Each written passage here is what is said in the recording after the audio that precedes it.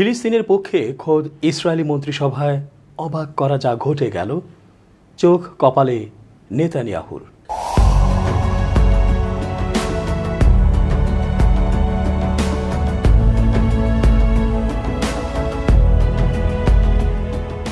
আসসালামু আলাইকুম সুপ্রিয় দর্শক, শুভেচ্ছা রইল।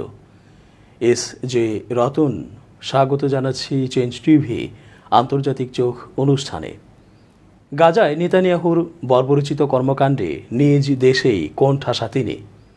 এর মধ্যে আবার মন্ত্রিসভাতেও ঘটল বিরল ঘটনা। সব মিলিয়ে জেদ করে যুদ্ধ চালিয়ে যাওয়া খুবই বিপজ্জনক হয়ে দাঁড়িয়েছে ইসরায়েলি বাহিনীর পক্ষে। ধীরে ধীরে চারপাশ থেকে সংকুচিত হয়ে আসছে নেতানিয়াহুর পৃথিবী। অপরদিকে হামাস যোদ্ধারা উত্তর গাজায় পুনর্বার দখল নিয়েছে নিজেদের অঞ্চল। একের পর এক ইসরায়েলি সৈন্যদেরকে মৃত্যু উপহার দিচ্ছে। রাফাতে হামলা ও সমরাস্ত্র নিয়ে ভাব দেখাতে যে হারতে বসেছে ইসরায়েলি সেনারা। গাজা যুদ্ধ নিয়ে প্রতিরক্ষা মন্ত্রীর একটি বক্তব্য ঘিরে বিভক্ত হয়ে পড়েছে ইসরায়েলের যুদ্ধ মন্ত্রিসভা। গাজা যুদ্ধোত্তর পরিকল্পনার অভাব নিয়ে ইসরায়েলি মন্ত্রিসভার এই বিভক্তি উঠে এসেছে জনসমক্ষে।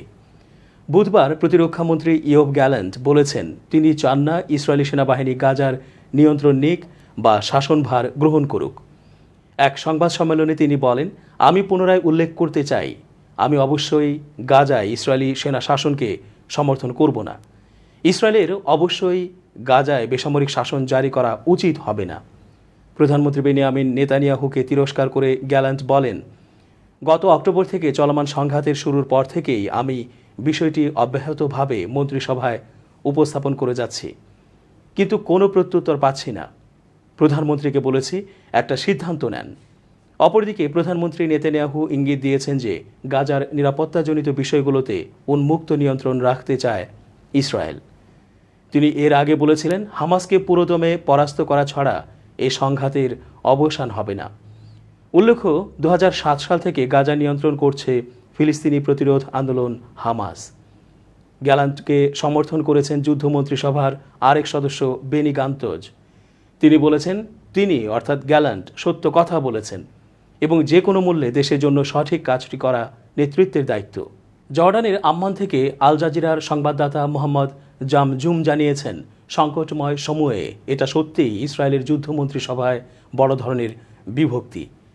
এদিকে মার্কিন পররাষ্ট্রমন্ত্রী অ্যান্টনি ব্লিংকেনও গ্যালান্টের সুরে কথা বলেছেন। তিনি মনে করেন গাজার ভবিষ্যৎ নিয়ে ইসরায়েলের একটি পরিষ্কার এবং সুনির্দিষ্ট পরিকল্পনা থাকা প্রয়োজন। তিনি বলেন, ইসরায়েলি দখলদারিত্বকে আমরা সমর্থন করি না এবং করবও না। অবশ্যই আমরা গাজায় হামাস শাসনকেও সমর্থন করি না। এ বিষয়ে একটি সমন্বিত পরিকল্পনায় আসতে ইসরায়েলকে তাগিদ দেন তিনি। এদিকে ইসরায়েলের বিরোধী দলীয় নেতা ইয়ার লাপিদ বলেছেন, নেতানিয়াহু প্রশাসন তাদের নিয়ন্ত্রণ হারিয়েছে।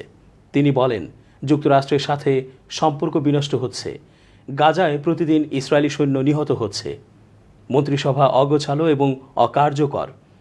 মন্ত্রিসভার বৈঠকেই মন্ত্রীরা প্রতিবাদ করছে। সোমবার পর্যন্ত তথ্য অনুসারে চলমান যুদ্ধে 272 জন ইসরায়েল সৈন্য নিহত হয়েছে, আহত হয়েছে আরও 1674 জন। চলমান গাজা যুদ্ধে ইসরায়েলের প্রতি সমর্থন প্রদানের জন্য বুধবার বাইডেন প্রশাসন থেকে লিলি গ্রিনবার্গ কল নামের এক কর্মকর্তা পদত্যাগ করেছেন। তিনি যুদ্ধের প্রতিবাদে প্রথম ইহুদি আমেরিকান রাজনৈতিক কর্মকর্তা হিসেবে এই সিদ্ধান্ত নিলেন। বুধবার ফিলিস্তিনিরা যখন নাকবা দিবস পালন করছে তখন তিনি পদত্যাগ করেন। তিনি অভিযোগ করেন, বাইডেনের হাতে রক্তের দাগ আছে। গ্রিনবার্গ কল মার্কিন স্বরাষ্ট্র মন্ত্রণালয়ের চিফ অব স্টাফের বিশেষ সহকারী হিসেবে দায়িত্ব পালন করছিলেন। তিনি বুধবার বিকেলে স্বরাষ্ট্র মন্ত্রণালয়ের সচিব ডেবরা হাউল্যান্ডের কাছে তার পদত্যাগপত্র পাঠিয়ে দেন। তিনি তার চিঠিতে লিখেন যে গাজায় ইসরায়েলের গণহত্যার প্রতি প্রেসিডেন্ট বাইডেনের বিপর্যয় অব্যাহত সমর্থনের মধ্যে এই প্রশাসনের প্রতিনিধিত্ব করা অব্যাহত রাখার বিবেক বুদ্ধি আর পাচ্ছি না। তিনি বলেন, আমি আমার ইহুদি ঐতিহ্য থেকে যা শিখেছি তা হলো এই যে প্রতিটি জীবনই অত্যন্ত মূল্যবান। যারা সহিংসতা এবং নির্যাতনের শিকার হচ্ছে তাদের পক্ষে দাঁড়ানো এবং অবিচারের মুখে কর্তৃপক্ষকে প্রশ্ন করা বাধ্যতামূলক। গ্রিনবার্গ এর আগে ভাইস প্রেসিডেন্ট কমলা হ্যারিসের নির্বাচনী প্রচারণায় নিযুক্ত ছিলেন। পরে তিনি জো বাইডেনের নির্বাচনী প্রচারণায় যুক্ত হন। এরপরে তিনি স্বরাষ্ট্র মন্ত্রণালয়ে রাজনৈতিক নবনিযুক্তি লাভ করেন। তিনি এই চাকরিটি পেয়ে উল্লসিত হয়েছিলেন। তিনি বলেন, স্বরাষ্ট্র মন্ত্রণালয়ে যোগদান করে আমি রোমাঞ্চ অনুভব করেছিলাম, কিন্তু গাজা যুদ্ধ এবং ইসরায়েলের প্রতি যুক্তরাষ্ট্রের অব্যাহত সমর্থনে তার মধ্যে পরিবর্তন আসে। গাজায় ইসরায়েলি হামলায় এ পর্যন্ত ৩৫,০০০-এর বেশি লোক নিহত হয়েছে। তিনি বলেন, ৭ অক্টোবরের হামাসের হামলায় তার নিজের সম্প্রদায়ের অনেকে প্রিয়জনকে হারিয়েছে, কিন্তু তার বদলে নিরীহ ফিলিস্তিনিদের বাস্তুচ্যুত করা, দুর্ভিক্ষ, জাতিগত নির্মূল সহ সম্মিলিত শাস্তি দেওয়াটা কোনো যৌক্তিক নয়। গ্রিনবার্গ কল মার্কিন প্রশাসন থেকে পদত্যাগ করা দ্বিতীয় কর্মকর্তা। গত সপ্তাহে মার্কিন প্রতিরক্ষা গোয়েন্দা বিভাগ থেকে মেজর হ্যারিসন মান পদত্যাগ করেন। তিনিও গাজায় মার্কিন সমর্থনের প্রতিবাদে ওই সিদ্ধান্ত নেন। তিনিও ইউরোপিয়ান ইহুদি বংশোদ্ভূত বলে দাবি করেছেন। এছাড়া গত মার্চে পররাষ্ট্র দপ্তরের কর্মকর্তা অ্যানেলে শেলাইন পদত্যাগ করেন। তিনিও একই কারণ উল্লেখ করেন। ইয়েমেন ভিত্তিক হুথি যোদ্ধারা লোহিত সাগরে একটি মার্কিন ডেস্ট্রয়ার এবং ইসরায়েলগামী জাহাজে হামলার দাবি করেছে। আনাদুলু এজেন্সি এ খবর প্রকাশ করেছে। হুথি মুখপাত্র ইয়াহিয়া সারি বলেন, তাদের নৌ ক্ষেপণাস্ত্র লোহিত সাগরে মার্কিন ডেস্ট্রয়ার ম্যাসনকে টার্গেট করে এবং তাতে সরাসরি আঘাত করে। তিনি আরও বলেন, জাহাজ চলাচলের ওপর আরোপিত নিষেধাজ্ঞা অমান্য করায় ক্ষেপণাস্ত্র এবং ড্রোন দিয়ে আরেকটি জাহাজের ওপর হামলা চালানো হয়। হুথিদের দাবির ব্যাপারে যুক্তরাষ্ট্রের কাছ থেকে কোনো মন্তব্য পাওয়া যায়নি। যুক্তরাষ্ট্র এবং যুক্তরাজ্য পশ্চিম ইয়েমেনে হুথিদের পরিচালিত আল হুদাদা বিমানবন্দরে বিমান হামলা চালানোর একদিন পর বুধবার এই আক্রমণ হয়।